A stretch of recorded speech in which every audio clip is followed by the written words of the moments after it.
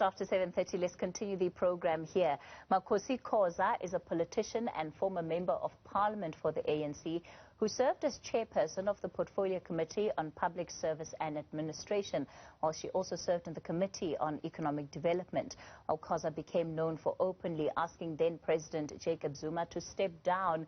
She became an activist and a mother at a very young age, and then went on to become a fully active politician and public servant. Well, she joins us tonight as we celebrate Mother's Day, joined by her daughter, Zama. And thank you so much, firstly, to both of you for being part of a conversation. We've seen so many South Africans celebrating, their mothers, because today is Mother's Day.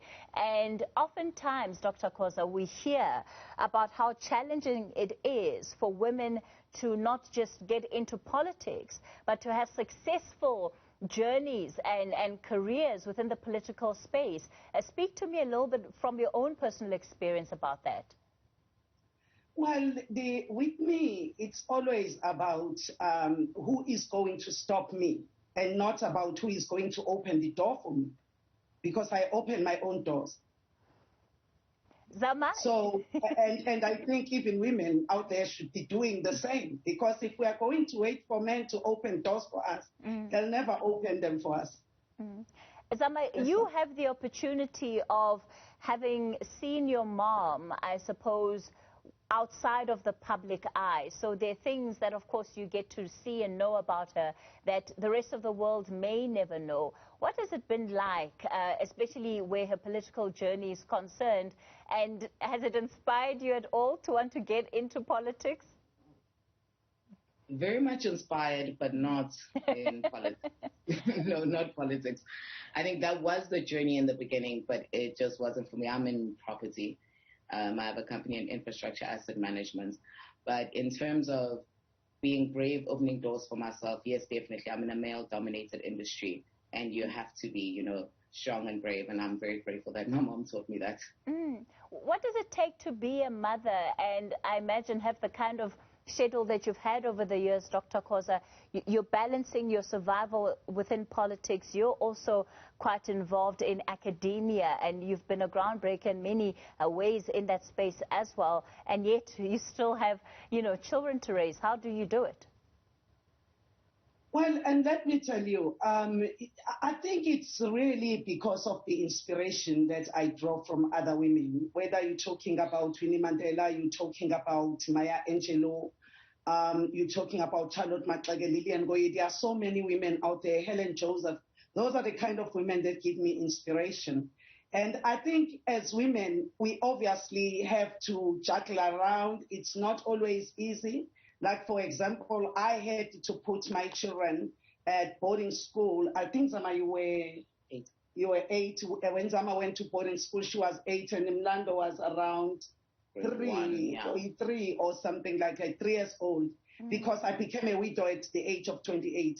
I tried to live with my children, but it was very difficult. Sometimes there are those difficult trade-offs that you have to do. I had to think they needed to get the quality education. I had to put them at private school, and you have to pay for that. So it was important for me to put them at boarding school whilst I was a manager at Standard Bank, because I started there. I was a manager at Standard Bank at the time when they had to go to school, at a very young age, to go to boarding school at a very young age. You've spoken previously about just being at the height, at least, of some of the politics around you, and having had your life threatened, having had people, burgle your home, and the fact that you felt that your children were at risk. What does it do to you as a mother? Because effectively politics is work. It's your workspace in many respects. But somehow there doesn't ever seem to be the line where you can draw boundaries and say the politics ends here and my family line, my private space begins elsewhere. Cathy, maybe I'm saying this for the first time. Probably if the ANC had not gone for my children, maybe I would have found a way of fighting within. I mean, I've never really disclosed that. I'm just disclosing that because, it's a Mother's Day, and I think other mothers have to know. Sometimes as a woman, you have to draw the boundaries yourself because nobody is going to draw them for you. When they went for my children, I felt that, no, they've gone way too far.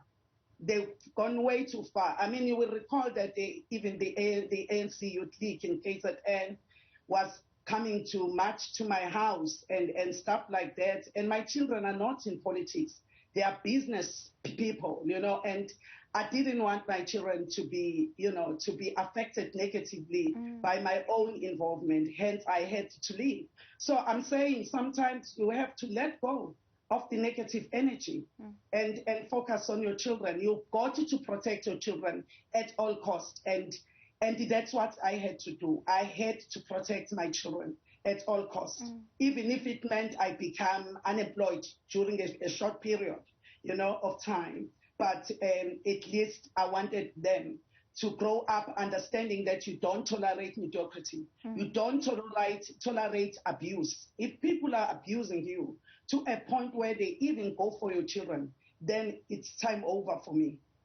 Zama, during a moment like what your mom has just shared with us, what are the kind of things and conversations that you are having with her? Because I imagine that you're aware of what's happening in the public space in terms of the conversation, but you also care about her on a very deep and personal level. I think it started from a time back when she was still here in KZN. She was still spokesperson of the ANC. I think you were the chief. Yeah, I think at the time I was in matric or grade 11. Obviously for me, because it's mom, it's like mom resign, leave. But what I did love and respect is her love for the country, because the conversation she would have with me is like, Zama, if they do kill me, they kill me. I'm willing to die for my country. And that's what I took from that. And it's quite a hard statement to take in as the child, but also having the respect for your mother and that she's doing what she really believes in. Is it hard to, at a period like that, to be Dr. Makhosi Khoza's daughter? Because I would imagine that you also have different people in your life for different reasons, and you have to be aware of that. Yes, definitely. And I look like her. I also have a voice. Because I'm spotted before I even say my name. It's like, you Makhosi sister. Yeah, it is. So how have you guys been celebrating Mother's Day? Well, she got me a bottle of wine, very good wine.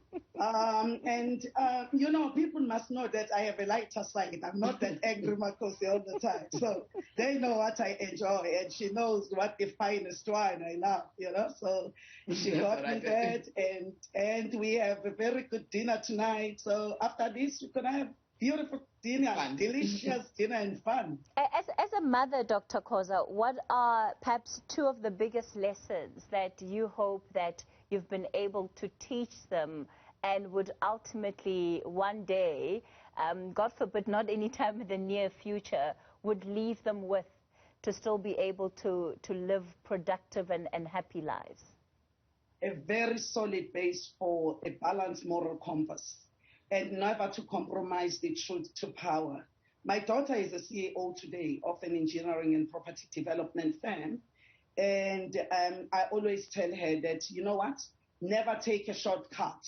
Process is also as important as, getting to the ultimate destination, because you don't want to get to that destination that you envisage unprepared. You've got to enjoy the process. Never take shortcuts. If you have to speak truth to power, do so.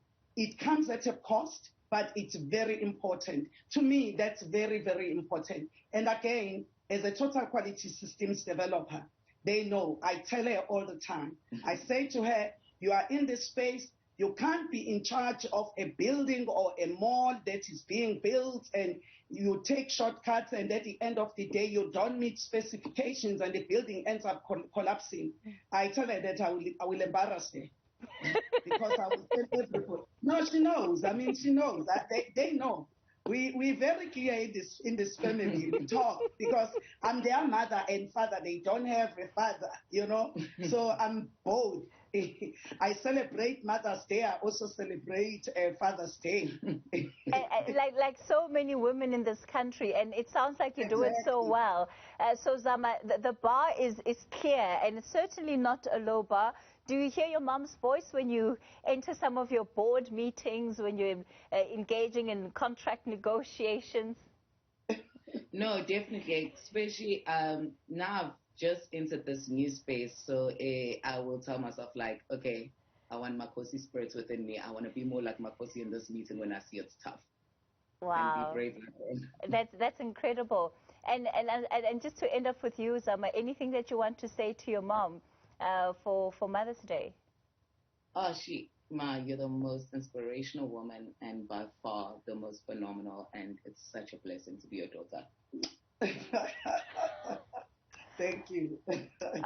You guys, you're going to make us cry on Evening News. I thank you so much. Thank you so much for allowing us this insight into... And happy Mother's Day to you, too. Thank you and so much. And I love your short hair now. Oh, really? I love your long hair. I also love your short hair now. Thank you so much to both of you. I really appreciate you coming out to have this conversation with us and really giving us a glimpse, the other side of Dr. Khoza that perhaps you have not seen. She's celebrating Mother's Day, as you see there with her daughter. Azama, it's been an absolute pleasure. Wish you both all of the best.